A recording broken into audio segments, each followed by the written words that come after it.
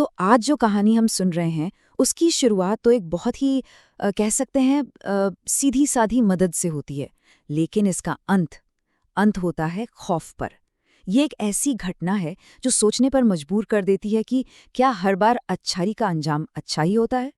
तो कहानी में आगे बढ़ने से पहले एक सवाल है जो हम सबको अपने आप से पूछना चाहिए। सोचिए जरा, क्या आधी रात को एक बिल्कुल सुनसान सड़क पर किसी अनजान की मदद के लिए रुकना चाहिए? यही सवाल इस पूरी कहानी के केंद्र में है। कहानी की शुरुआत होती है एक बहुत ही रहस्यमयी जगह से, एक अस्पताल, और यहीं से सारी उलझनों की, सारी गुत्थियों की शुरुआत होती है।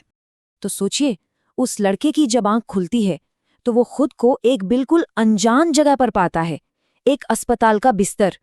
उसे कुछ भी याद नहीं था कि वो आखिर यहाँ पहुंचा कैसे और क्यों। और जैसे ही वो होश में आता है, उसे अपने जिस्म में एक तेज चुभने वाला दर्द महसूस होता है।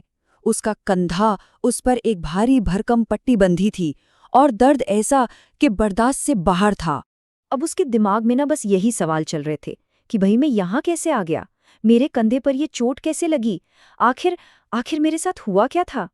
तो चलिए इन सारे सवालों का जवाब जानने के लिए थोड़ा सा पीछे चलते हैं समय में, उस रात में जब इस खौफनाक सफर की शुरुआत हुई थी। तो ये सब शुरू हुआ था गाजियाबाद नोएडा ब्रिज पर। समय था देर रात का।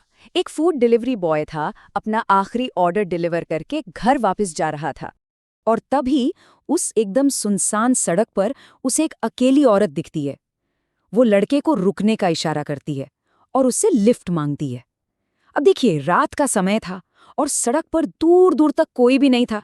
अब लड़के ने सोचा कि भाई एक औरत है, रात में अकेली है, सड़क भी सुनसान है, तो मदद करना तो इंसानियत का काम है। बस यही सोचकर उसने उसे अपनी बाइक पर पीछे बैठा लिया। ये एक सीधी सादी मदद थी या फिर एक बहुत बड़ी भयानक गलती? लेकिन इस सफर में अब खौफ का मीटर बढ़ने वाला था। एक ऐसा खतरा मंडरा रहा था जिससे वो डिलीवरी बॉय बिल्कुल अनजान था।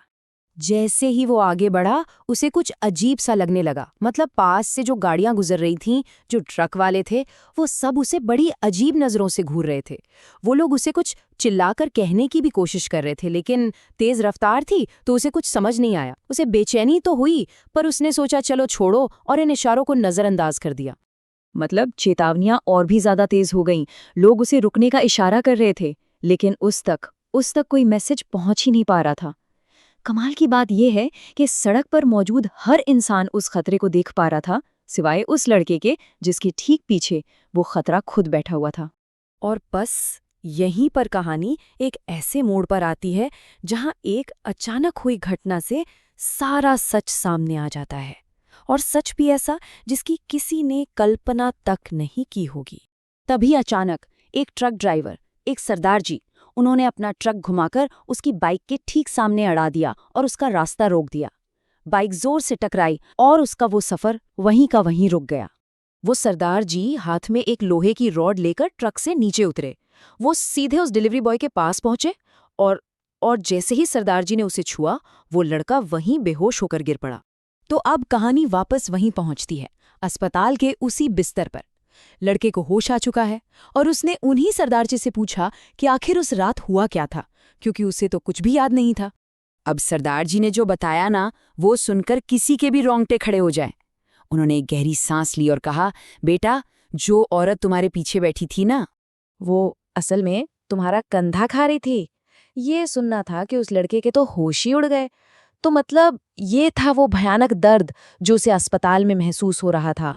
तो इसका मतलब ये हुआ कि सड़क पर जितने भी ट्रक वाले थे, दूसरे ड्राइवर्स थे, वो सब उसे यही बताने की, उसे बचाने की कोशिश कर रहे थे। लेकिन वो लड़का, वो तो उस औरत के वश में था। उसे न कुछ दिख रहा था, न कुछ सुनाई दे रहा था। और ये कहानी हमें आखिर में एक बहुत ही डरावने सवाल के साथ छोड़ जाती है। जरा सोचिए, अगर उस रात वो सरदार जी हिम्मत दिखाकर उसे नहीं बचाते, तो उस डिलीवरी बॉय का क्या होता।